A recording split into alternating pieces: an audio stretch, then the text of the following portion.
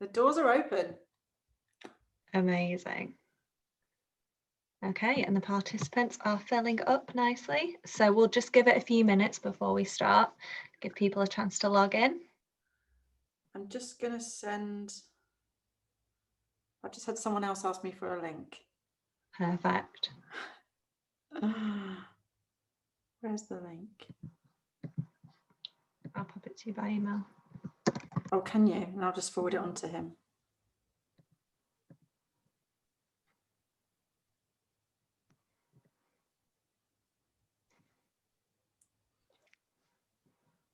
Okay, so hello to everybody that's joining us. We'll just start in about 30 seconds just to give everybody else a chance to join in. Oh, there we go.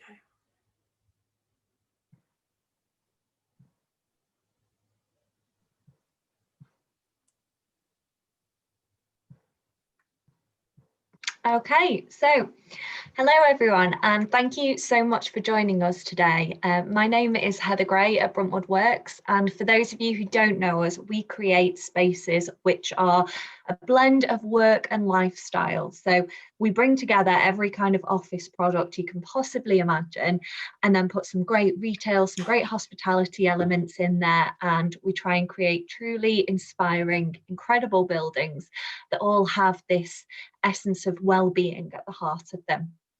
So we're based proudly northern, based in Manchester, some sites over in Greater Manchester as well, and cover Leeds, Liverpool and Birmingham. So hello to everybody.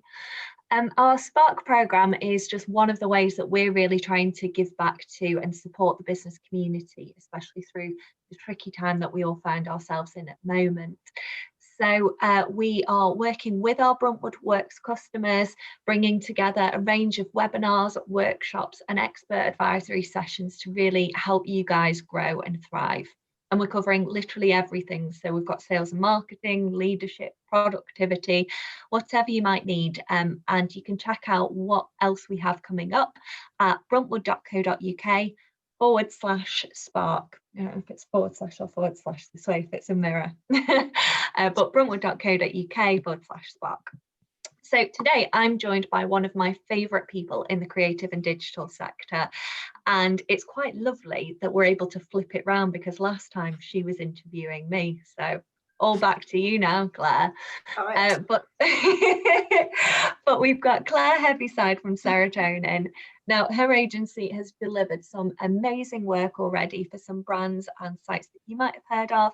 Rudy's Pizza with the incredible pizza boxes, Deansgate West. We've got some absolutely incredible sites, but today Claire's going to be talking about you and your personal brand and the way that what we put out there online on social media can all bring back some great wins for your business as well, and establish you in your career and showcase yourself really as a person of influence. So I'm going to lead over to Claire now. Take it away. Thank you, Heather. So hi, everyone. As Heather said, I'm Claire. I'm the co-founder of Serotonin. We're a digital marketing agency, previously known as The Light. We rebranded in 2020. We didn't feel like there was enough going on with trying to keep a business going during a global pandemic. But one of the things that I really learned during this period was a really true and personal understanding of the power of my own brand. And that's quite funny for someone like me to say, because I've worked in marketing for coming up to 10 years, and I've spent all my time working with businesses, helping them grow, open up new markets, adapt their brand and sell more. And I spent very little time during that whole period on my own brand. But starting the agency and relaunching during a global pandemic, when suddenly everyone had something in common, gave me the chance to look inward. And I realized that what was different about our business was what was different about me. And then I started communicating that outward, and I started to build my own brand. And I felt I was better placed to support my clients to build theirs. During the past few months, I've launched a podcast. I've managed to attract some fantastic guests, as Heather says, including Heather. And I've been invited on numerous panels and asked to host webinars. I've significantly increased the impact of my LinkedIn presence. And more importantly, I've been able to generate actual real life work as a result. I would say I'm still very much on the journey of growing my own personal brand, but I'm going to share some tips with you today. Hopefully, they will benefit you when you think about your personal brand on social media. So here I am. I'm Claire Heavyside. You may also know me as Claire Heavy. As well as everything that I've just told you about my job, I'm also a lot of other things. I'm a dog mum. I'm a poet. I'm an auntie. I'm a podcaster. I'm a mountain climber. I'm a runner. I'm a girlfriend. I'm an entrepreneur. And I'm a friend. I am not just my job, and neither are you. And that's really important to remember when you're planning to grow your business through your brand. So today we are going to cover a lot. You might want a notebook, but I think that Heather is recording this for us. So don't panic about getting everything down. There should be time for questions at the end as well if I don't waffle on too much. Now, as I don't know you, your business, your objectives, your priorities, or your customer, I can't wave a magic wand and grow your presence across all channels to the extent that leads just come flooding in. So I'm going to focus on 2 channels, but lots of the principles apply across all of them. I'm going to pick 2 that feel like kind of opposite sides of the coin, but they interestingly work in really similar ways when it comes to building trust, growing your audience, and promoting your business through your personal brand. And those 2 platforms are LinkedIn and Instagram. However, before we get started on those, there are some overarching principles that I just can't emphasize enough through this process. So I'm probably going to say them quite a few times. And really what it boils down to is if you're serious about growing your personal brand on social and you want to use that to generate leads or promote your business, you have to show up. You have to understand that there is no quick fix. Sorry.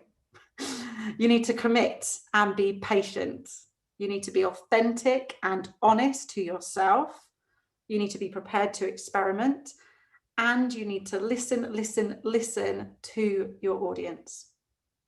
Okay, so if we were going to do this for a business, we would start by talking about purpose, vision, and values. We would define a mission statement, we'd create some brand guidelines, and we'd set a tone of voice. We shouldn't have to go through all of that now. We don't need a stakeholder workshop. We just need you to take some time to think about the things that make you, you. So ask yourself, what are the pillars of me? And yes, one of those things is the things that you're selling. But I'm not a corporate machine. And trust comes through all of the other things. And this is important for wherever you plan to take your content. Okay, so we're going to start with Instagram. What's it good for? Well, there was a time when it was just pictures of your breakfast and selfies with your cat. And believe me, there's still a lot of that. And it's not such a bad thing because who doesn't like cats and breakfast? But the platform is a whole lot more valuable than that for your business. It enables you to reach really large audiences through creative images, carousels, video content. Instagram stories is a great way to share your work, and people love to see behind the scenes content of how businesses work.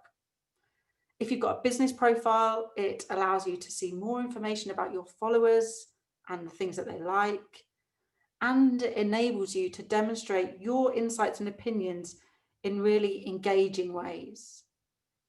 And that's not to mention Reels, IGTV, Instagram Live. All of these things are gateways to engagement. They're designed to elicit a response.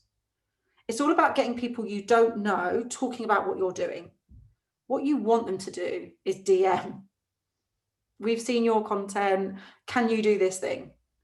We've heard about your product. Can we talk to you about it? Do you want to collaborate? That's what you want. And remember, there's machine learning going on all the time too. So the more powerful the engagement is, the more likely Instagram is to promote your content. Let's just kind of sit with that for a second, because when I talk about the power of engagement, there's a ranking for that. Let's start with saves. They're a really key signal for the Instagram algorithm, as they indicate a really strong interest in your content. The more saves you get on a post, the more people Instagram are going to show it to. And by tracking the number of saves your posts receive over time, you can understand what content is going to prompt the highest number of saves when you're doing your future content planning. So you should always think about what type of content your audience is likely to save as a reference point to come back to. It could be like motivational quotes or valuable information. It could just be book recommendations. And as likes kind of disappear across the world, comments are the hot new engagement metric for brands on Instagram. So that's why it's really, really important to measure your Instagram engagement rate rather than just your likes in 2020. And your Instagram engagement rate is a key indicator of how well your audience is responding to your content. If your followers are commenting, liking, and sharing your content, your engagement rate is going to show that. How do you calculate your engagement rate? Well, the verdict is still kind of out on a definitive way, and you'll find that different social media managers might do this in different ways, but the general consensus is overall it's related to this calculation. You divide your total number of likes and comments by your follower count, and you times it by 100 to give your percentage. Okay, so where to start? A good place is these kind of 5 key areas that hopefully is going to help you get the basics right on Instagram. Let's start with your feed. Does your feed look like you? Does it represent your life? Are you following the right people? Remember that you curate your own experience on the gram, and so why wouldn't you want it to be beautiful and welcoming and a cool space for your soul? Have a scroll through now your profile and make sure that you're seeing people that inspire you or content that's going to educate you and things that bring you joy. If you're going to be spending a lot of time here, you want it to be a good space. But it's not kind of just about that. It's also about enabling you to enhance the experience of your followers as well. So let's go back to the things that you're clear about, the things that you stand for and care about. You need to build your feed around them. This is also going to help you learn more about the type of content that has meaning in these areas. It's going to help you find interesting stories more quickly. It's going to help you identify top and up and coming accounts, and it's going to help you find like-minded people to follow. Okay, so your profile. Does your profile sound like you? There's loads going on within this small rectangle that is your Instagram profile, and there's a lot of opportunity to make the most of this space. Think of it like a mini website homepage and treat it as such. I've picked out Lara Sheldrake from Found and Flourish because she's a perfect example of someone that uses her personal profile and her personal brand as a great way of getting herself out there and growing her business community. I highly recommend following her to kind of get some tips in practice of how to do it. Let's break it down though. There's so much going on. Let's do this in small chunks. So starting with your highlights. Are they like bingeable episodes of a TV show that people want to keep coming back to? Are they really showing the best of you? And are they simply capturing your approach? Your profile, your buttons. Now, Lara's not a shop, so she doesn't sell them, but if you do, if you've got a product, you can integrate shopping buttons or allow people to message you directly through your profile. You'll see that Lara's got Linktree, which I also use on my Instagram. And that's another great way of collating a number of different URLs in one place, in one link on your profile. Your profile picture, is it you? Even if you're a brand, people like people more. So don't hide behind a logo. You can use your logo as a cover on one of your highlights. Your profile ring, are you lit up? Are you present? People want to see what you're up to. So that profile ring should be lit up pretty much every day so that you can be sharing. We know people know that you're always sharing content. And your bio is really important. So I think I've got this. Let me get rid of that. Okay. Do you have a leading message there? Breaking it down in a list like Lara's done with using emojis that kind of captures all the different elements of what she does. It's a great way of breaking down your profile, but make sure the most important one is at the top. And then your content. Look at the first 9, 12, 15 pictures. Are you in them? You should be present, but also they should capture, again, all the different areas of business or the content pillars that you want to talk about. Next, your content. Does it represent you? Are you confident in what you're saying? And more importantly, who you're talking to? There should be this kind of deep understanding between you and your community. And you should be picking up on the clues that they're leaving you about what they want to see. Know your audience like you do your mates. So you should know what pisses them off, what excites them, the things that they laugh at, and the things that they like to share. And remember that there's kind of different people have got different reasons to being in your community because you're more than one thing, and so are they. So they want to see depth. So go away and look at what your followers are sharing, the things that they've got pinned as their highlights. Go to an account like yours and see what they're up to, because all the time your community are leaving you clues. And it's this kind of community mindset that leads to this cumulative growth. What you do today is going to build tomorrow. So make sure you're there to collect and nurture in the comment section.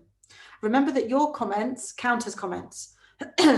So if someone comments on your post, it's worth responding with something meaningful, not just with a thumbs up. And then if somebody else comments, comment again. That's 4 comments that Instagram's going to see. And they'll see your content as being worthwhile and engageable, and they'll let it be seen by more people. It's also important because you're showing your audience that you appreciate them and you're getting to know them better. So here's 3 things that you can do today to build for tomorrow. Pick 3 people who commented on your last post and comment on one of theirs. Just give it back. Share 2 stories about your life, not your business. And reach out to a follower in DM or tag them on stories to thank them for their support. But there's a whole load more ways to engage on Instagram as well. You can invite people to ask you questions about your product, your service, or something else, your kitchen renovation or your latest holiday. You can use stickers and GIFs to communicate how something makes you feel. You can use polls to see how your audience responds to different choices. Involve them in the decision-making process and let them be part of your business growth. And you can tag people and places. So give credit where it's due and celebrate the content and success of others. And if you're doing all of this, you don't have to sell because it's part of your whole body of work. Because I really get that self-promotion or seeing yourself as a brand is really, really tricky. But it's when you're seeing it as promoting the things that you care about and building trust that you're tapping into a different mindset. Because marketing is basically about staying front and center, right? And how can you do that better than know, like, and trust? And here we've got the opportunity to bring people into our world. So when it comes to personal branding, trust is not just a nice to have. It's really essential. And then when the time comes for you to promote your service or ask people to sign up for a webinar or sign up for your newsletter, it's an opportunity for you just to put your arm around them and you're just saying, oh, can I just let you know about this thing?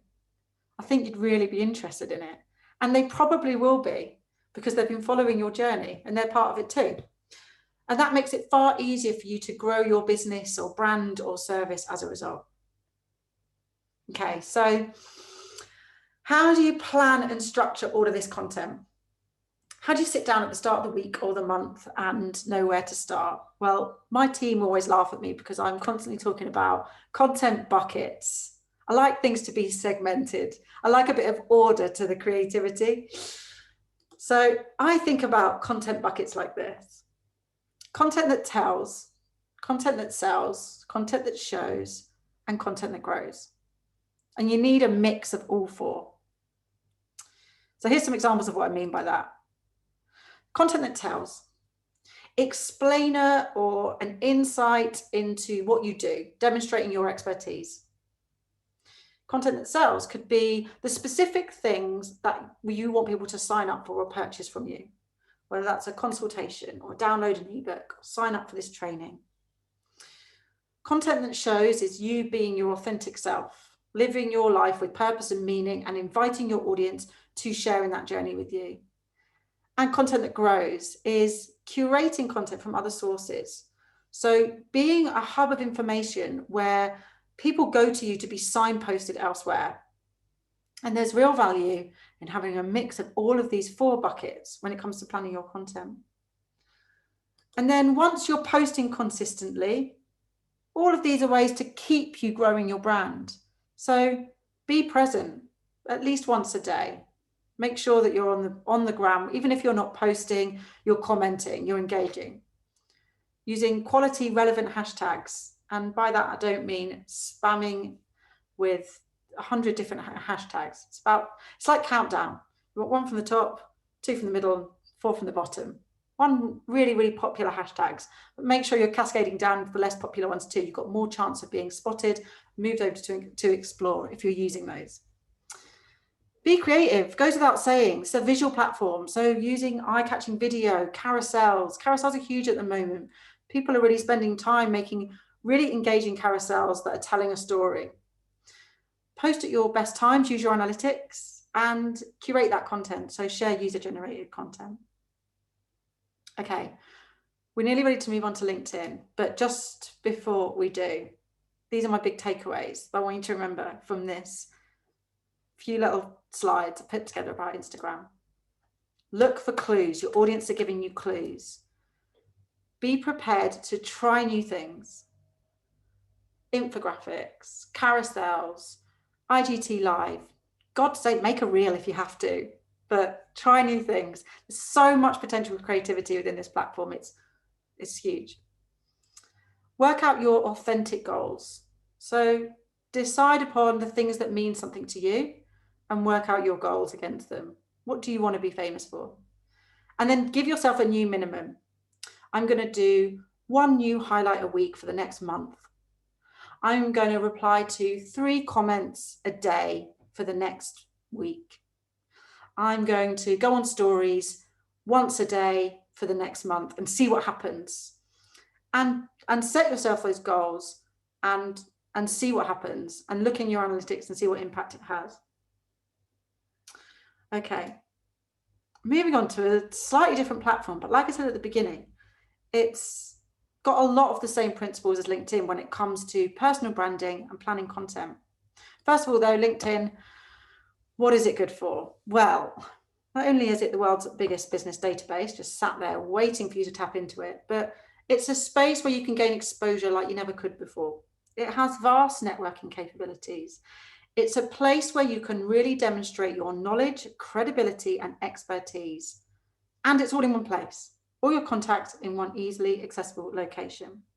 Okay, so we agree that we like LinkedIn. Let's start with the big stuff. First of all, you need to ask yourself, what do you want to be known for? Your LinkedIn feed is a representation of you. So you need to post things that represent your personality, your values, and the things that you believe in. So come up with, say, 3 pillars. These are the 3 things I want to be known for. Could be things like inclusion and diversity in business, copywriting, tips and tricks, how to build a great business culture, being a great connector of people, a no bullshit approach to marketing, how to juggle family life and working from home. All of this is about creating content that's interesting, that's not just about selling. Because what is interesting is that the posts that do well are very rarely ones that are promotional in nature. And this is again about this mindset change. What can I do to speak about my product turns into I'm the living ambassador for my product, its values, and more. You need to be a giver and not a taker. That's kind of an overarching principle as well that I want you to remember when we go through the rest of this deck. Okay, so on to the nitty-gritty of LinkedIn, and I'm going to run through my kind of top tips.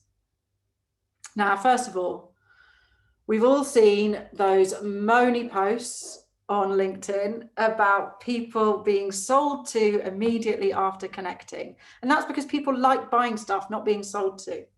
So you need to connect with people, and slowly. You need to read their profile and talk to them. Think that you're making a connection in capital letters, not a connection.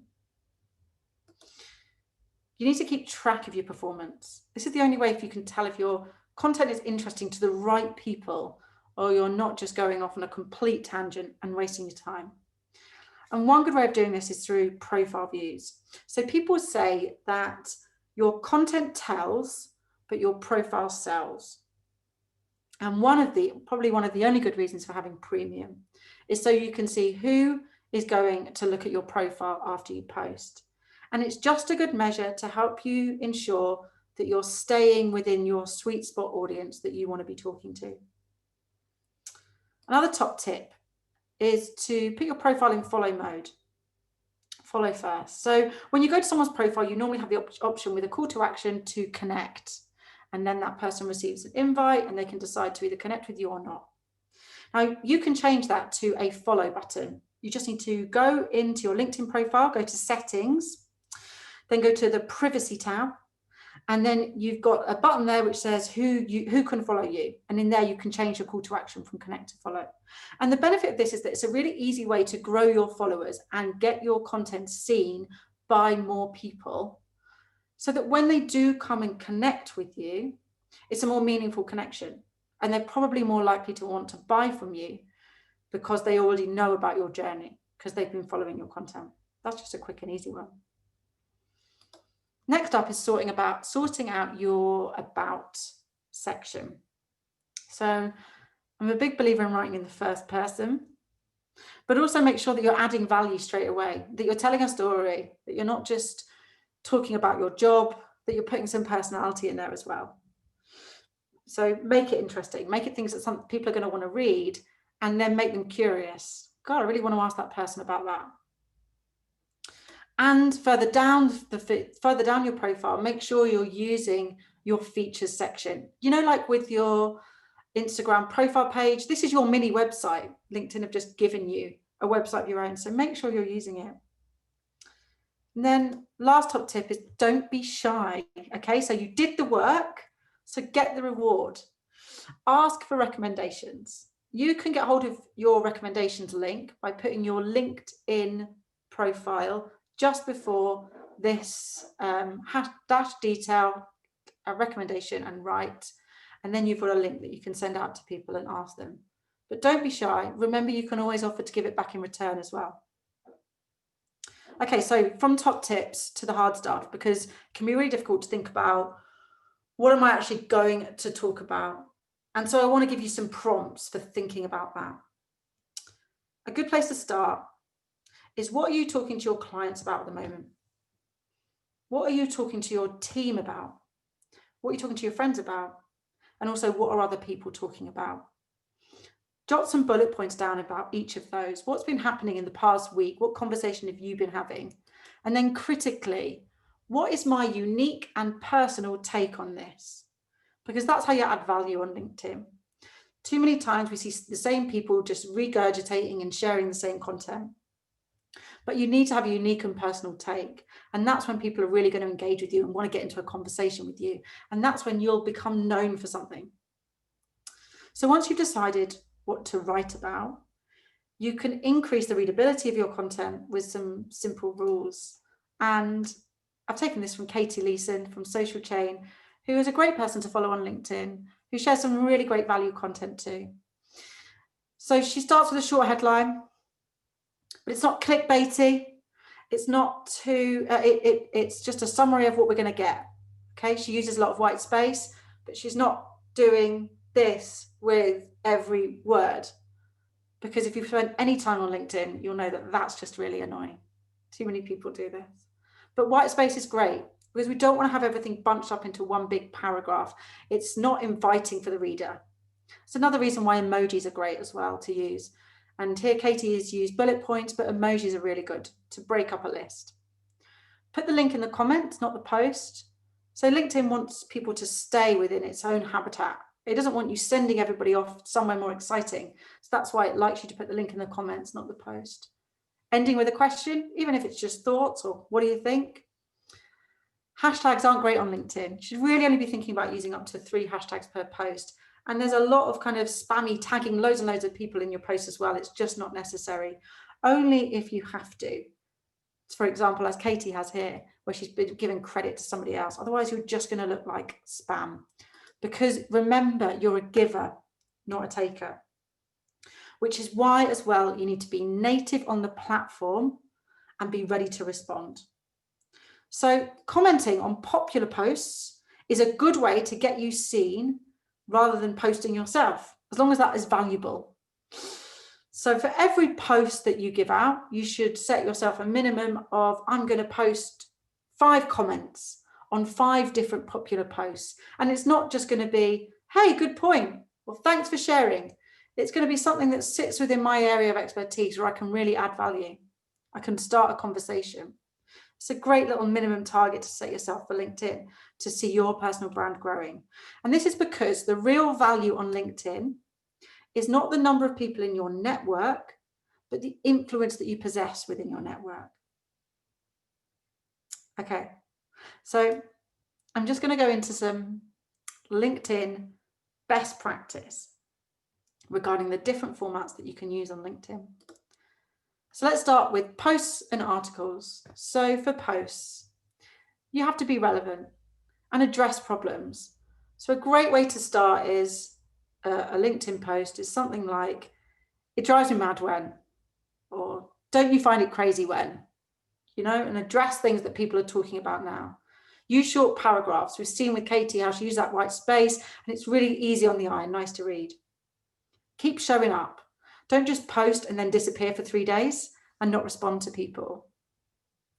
And make sure you start with something attention grabbing. Don't forget that see more button, particularly on mobile. On LinkedIn mobile, it squashes up everything that you're saying and you just get a little see more. So those first few words are really, really critical. When it comes to articles, the advice is to make your titles between 40 and 49 characters long, very specific. Images are great in articles, but not so much video. So up to 8 images, break up your article and people are more likely to read more of it. Using how-to or list style headlines, they're still good. They're still a good way to get people to click on, engage with your article and break it up more. But remember, you'll need to make your content readable for an 11-year-old. So you don't show yourself to be clever by using lots of long words or acronyms. Make your content really readable. Okay, videos. And then we're going to talk a little bit about stories, which is a whole new world for all of us. Videos, first of all. So plan for mobile viewing. LinkedIn research says that 91% of members watch video on mobile devices at least part of the time. You can't ignore that.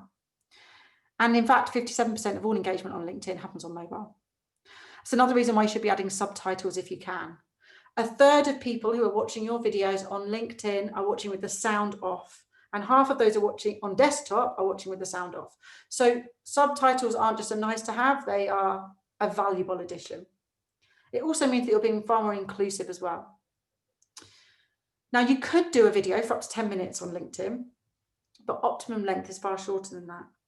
And for all the work that you put into a 10-minute video, people are probably only going to watch the first 3 or 4 minutes.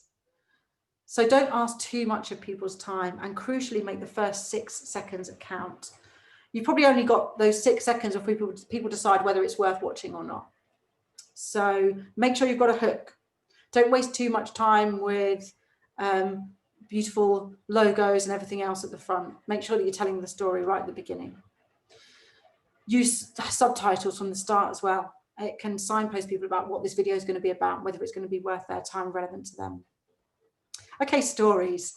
I don't know if anyone's even got stories yet, or is anyone looking at stories? We don't know what's going to happen with stories. And already on LinkedIn, I'm seeing a big divide between people who are super excited about stories and people who are like, oh God, this is the last thing we need. Another way of, another type of content that I need to create, and, you know, more of the same. But I'm excited because I think let's embrace the opportunity to be authentic and creative through stories. And let's see if we can do something different.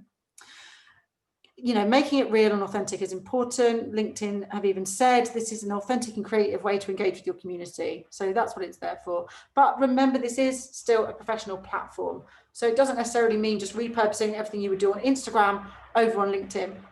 You need to think about your content slightly differently.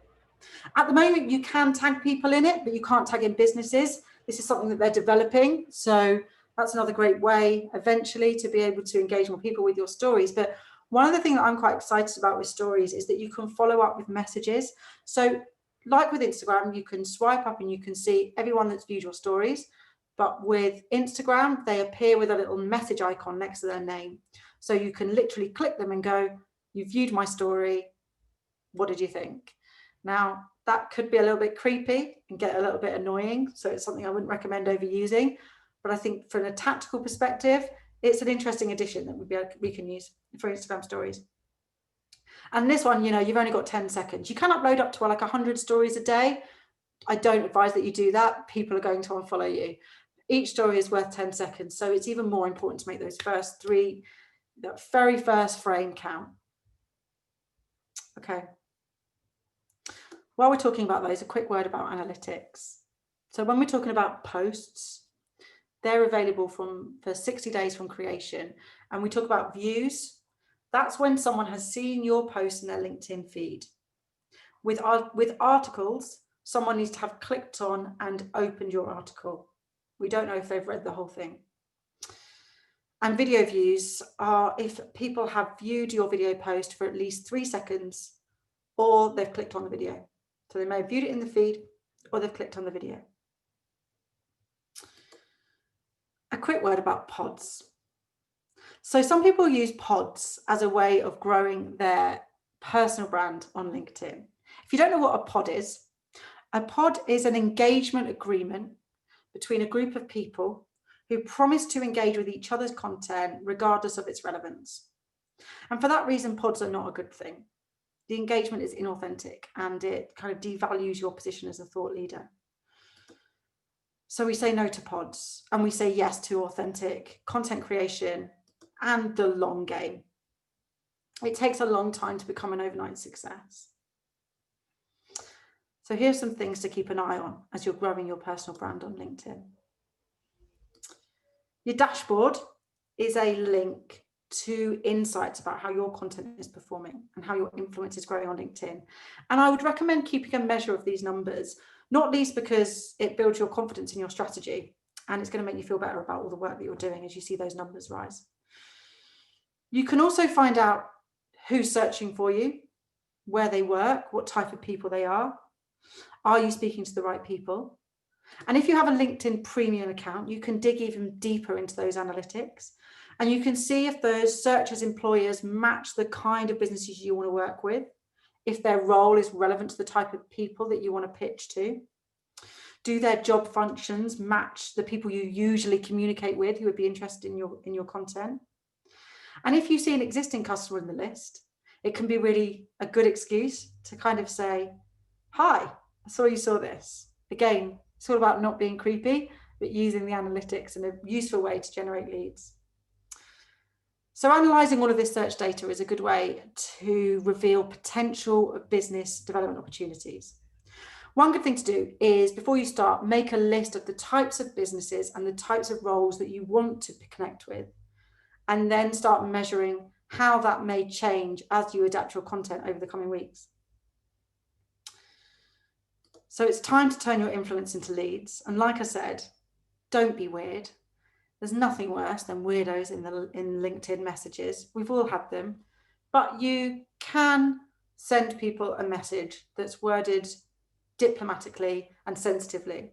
You know, you recently reviewed my LinkedIn profile. We've not spoken before, but I wanted to check if you found what you were looking for, if I can help at all. Find something in common. Remember, it's connection in capital letters, not just connection. Play it cool. Okay. Hopefully everyone's mind isn't blown. I know I've really rushed through loads and loads of stuff there. We are nearly done, I promise. But here's your Brucey bonus.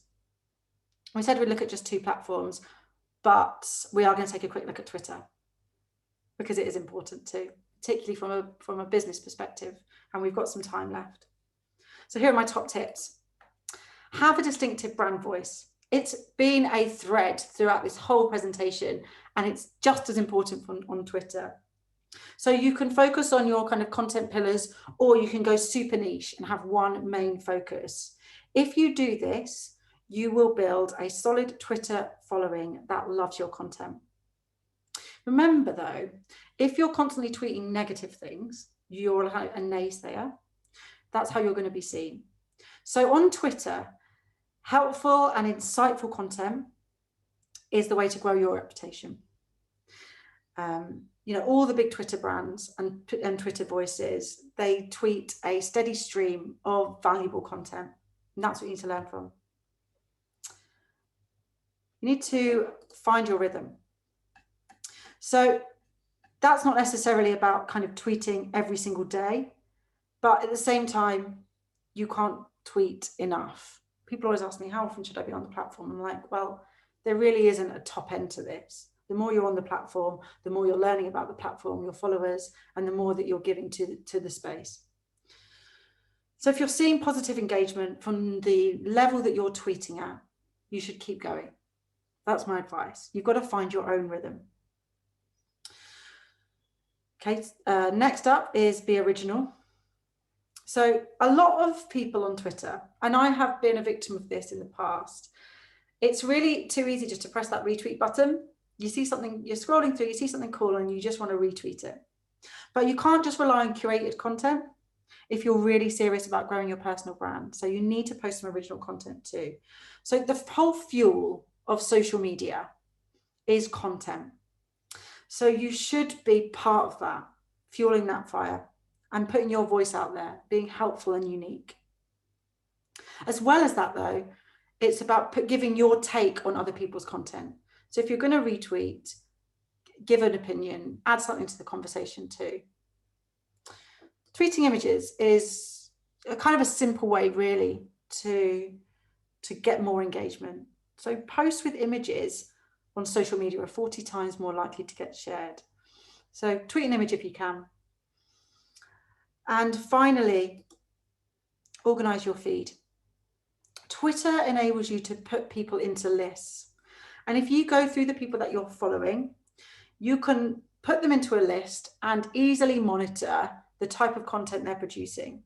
So if there's people in your space, say for example, it's marketing for B2B marketing, you follow those people, put them in a feed, and you're going to be the first person to kind of see that content and really have a good impression of what's going on within that conversation. Okay, those are my top tips for Twitter. Finally then, there's some last points to remember to try and capture everything that we've gone through in the past 45 minutes. I want you to go forth and prove your value with the energy that you put in to your social media platforms and your content. Don't just tell people what you are, show them. Remember that shareable content is the key to growth, and that goes for savable content as well. So think about, how is this content going to add value, not just to my audience, but to their audience? Or how is this content going to become a really important reference point that somebody's going to want to save for the future? Provide insight and commentary on a wider conversation. Don't just retweet people all the time. Don't just say, sounds good, or thanks for sharing. Provide your own opinion. That's how you get known for something. Give people a reason to get in touch. So as well as showing people all of this great behind the scenes content and who you really are, don't forget to sell. Don't forget to say every now and again, you can sign up for more information like this in my newsletter, or I'm doing a webinar in 2 weeks. I think you'd be interested. Remind people that they can get in touch with you and make it easy for them to get in touch too. And remember that what you do today builds tomorrow. So just think about this. where do you want to be this time next year? Thanks so much, everyone. That brings me to the end of my presentation. I think Heather's coming back in now. Hi, Heather. Oh, I appear as if by magic. You do, it's brilliant. I've been creeping in the background the whole time, frantically scribbling notes. Have you? Incredible. Oh, and I know the first thing I'm going to do, and that I'd encourage you all to do, is follow the lovely Claire on her various platforms, because I've certainly taken away loads today, and not only am I going to put them into practice, I'm going to tag you in where appropriate so that you can see that I'm putting this all in. Good. So it'd be really great if everybody who's watched this could do the same as well. So we've had some really good questions come through on the webinar chat. If you've got any as well, we've got about 15 minutes or so. So, you know, feel free to pop them in and we'll get through them. We've had some really lovely feedback as well pop in from Paolo Di Giovanni saying thank you so much, Claire. With so many webinars and noise, your content was amazing and truly constructive. Oh, thank learned you so much, and thank you a million times. And Steve at NBD Data particularly loved it as well and said it was really excellent and concise. So big thumbs up, Claire. You did great. Thanks, guys. So we're going to follow with some quick fire and like put you on the spot a little bit. Sharing my screen now so that we can see. Yeah. Perfect. Now you're big. Oh, that's not what people want to see right now. So when we were looking through Instagram at the start, Steve from NBD Data had mentioned, from NB Data had asked, is there any point using a hashtag that has already been seen by 5 million people? Yeah, this is what I was talking about, Mike. 1 from the top, 3 from the middle and 4 from the bottom. So there is still a point in having the big hashtags in there, but I would definitely use them sparingly. So I would say really just, you know, hashtag social media, but then the rest of them should be much more bespoke and unique to you. So it's about having a variety of hashtags. Have it in there, but don't just use the big ones. Okay, so try and mix them up a little bit. And in terms of where to find good hashtags that might suit your content, where would you recommend kind of looking or building that list? Yeah, there are websites you can use. There's a number of them. Hashtag Finder. Okay. You can just Google hashtag Finder for Instagram. Some of them are paid for at the moment, but that's the quick fix.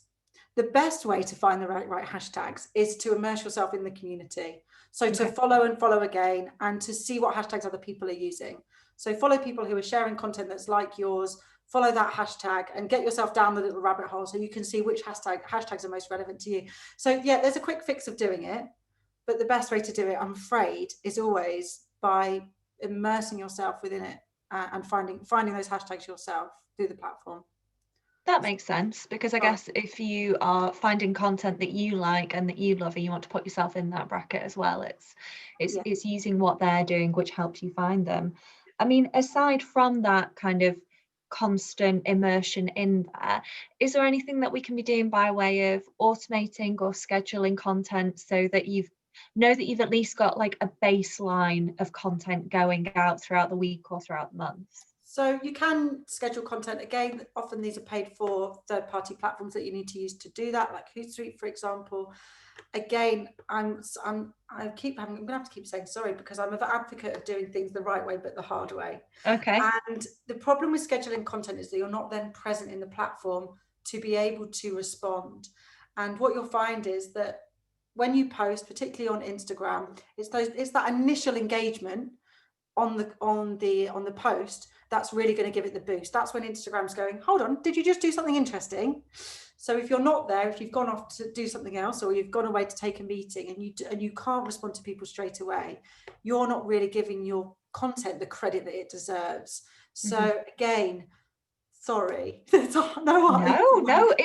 why we ask you, the expert. Yeah, it's about being present on the platform, and that's more important than when it's your personal brand than when it's your business, I would say, because this is very much about you as an individual being there for your audience, and they want you to be there and give them that value back. So I think if we're talking about personal brand, I wouldn't be someone that would recommend scheduling content. Be present, and if you haven't got time to reply, wait until you've got time to reply and then post.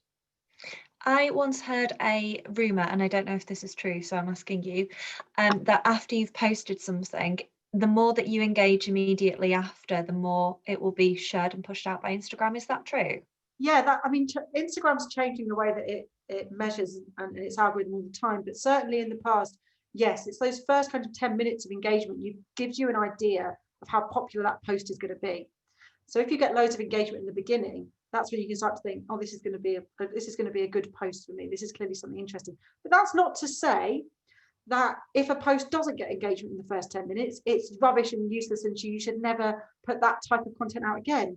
Because the other thing to think about is, what was the point? What was the objective of this piece of content? It's not always about getting loads of comments. Of course it is sometimes. Sometimes you wanted to get loads of shares, and that might be a little bit more of a slow burn. Sometimes it's a selling post. Maybe you put out one of your, oh, by the way, I'm doing a webinar next week. Do you want to come?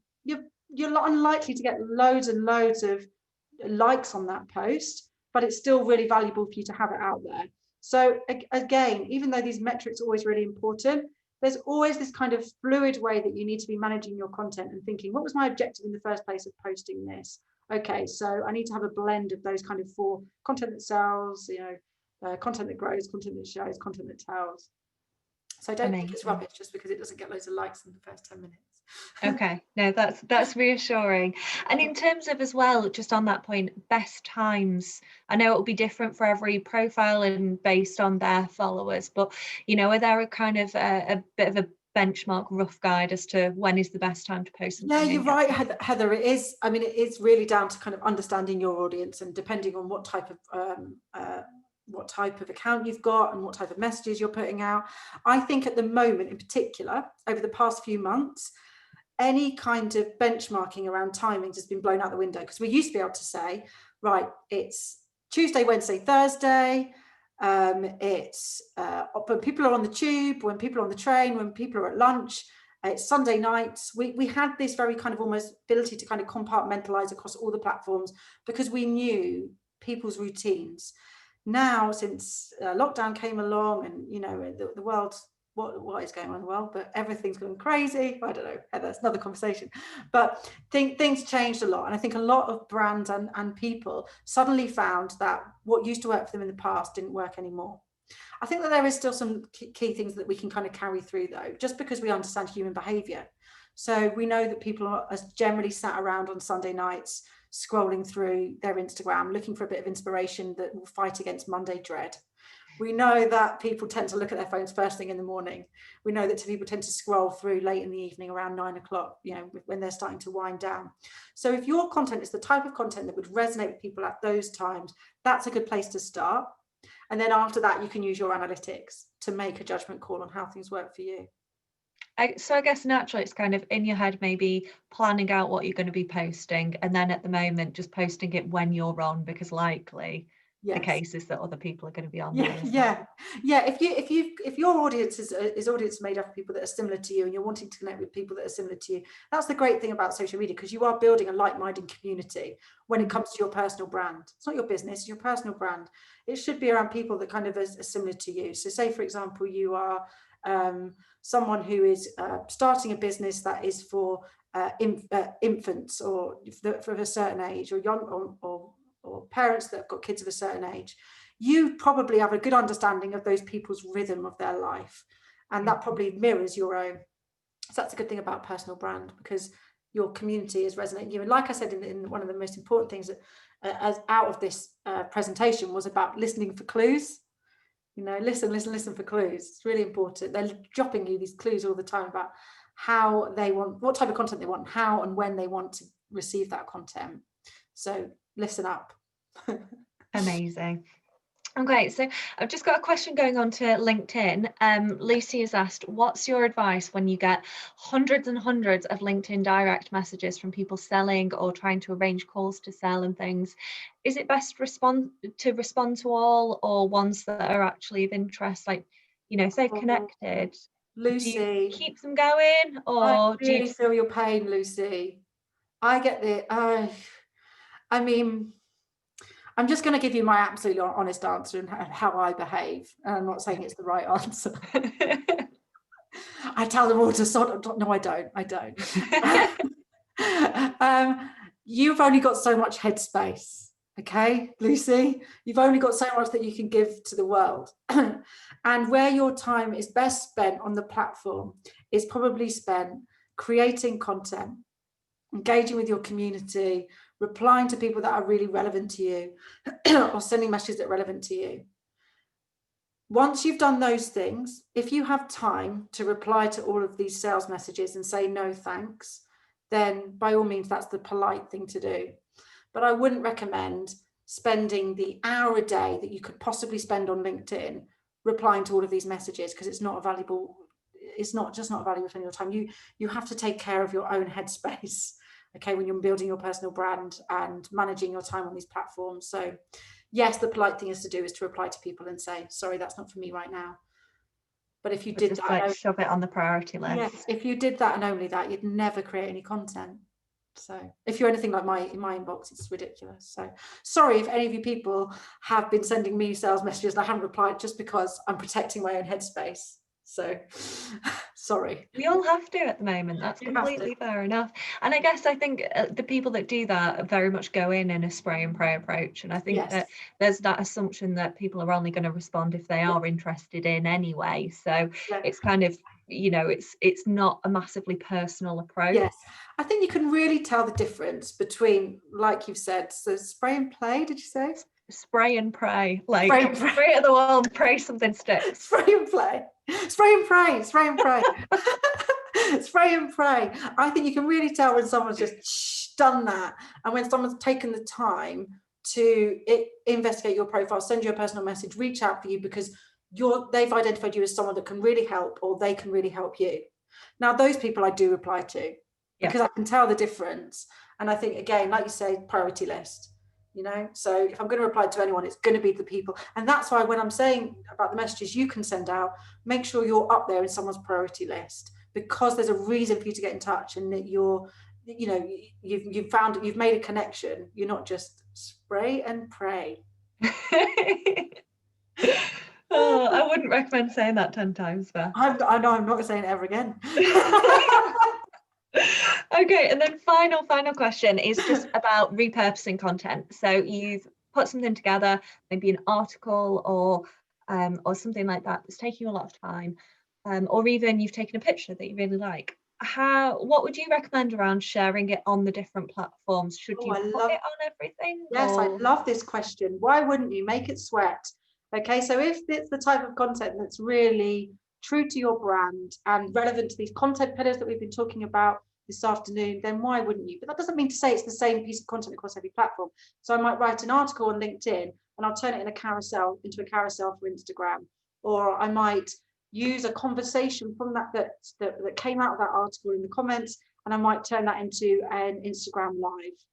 So yes, that's a fantastic example of how you should be repurposing content, and definitely not putting all your effort into writing the perfect LinkedIn article and then just sitting back and that's it. That's all it's going to do. So yes, by all means, Heather, great shout. Get it out there as much as you can. Sweat it. Amazing. I'll remember that. Thank you, Claire. Well, Flynn Falcone has said terrific presentation. So another thumbs up to you, Claire. Will the replay be emailed to attendees? So that's a lovely link to the wrap up today. I will indeed send you all both a link to this. We're going to pop it on YouTube so that we can share it on socials. So anybody that may be watching this now from later on, hello. We'll be sharing this on socials, but we'll email it to you guys as well in case you want to refer back to anything. Claire as well, I might be pestering you to get your slides as well and pop them in, because there were some really good top tips that people can go away and kind of workshop a few things. So thank you so much for joining us and spending your lunch break with us. We've really enjoyed having you. We've massively enjoyed having the fabulous Claire, who honestly, that was one of the best presentations we've had so far on the Bruntwood Spark programme, and it was amazing. If you're keen on seeing other content that we're putting together, and Claire is a fantastic advocate for the sort of things that we're commissioning at the moment, please do go on to bruntwood.co.uk/spark and see the upcoming calendar, and we're adding things to it all the time. There's some really cool stuff on there. So thank you very much, and I hope the rest of your day is fantastic. Stay safe, everybody. Thanks, guys. Bye. Thank you so much. Okay. So Claire, if you want to close the meeting, that will boot everybody out. Okay. Bye, everyone.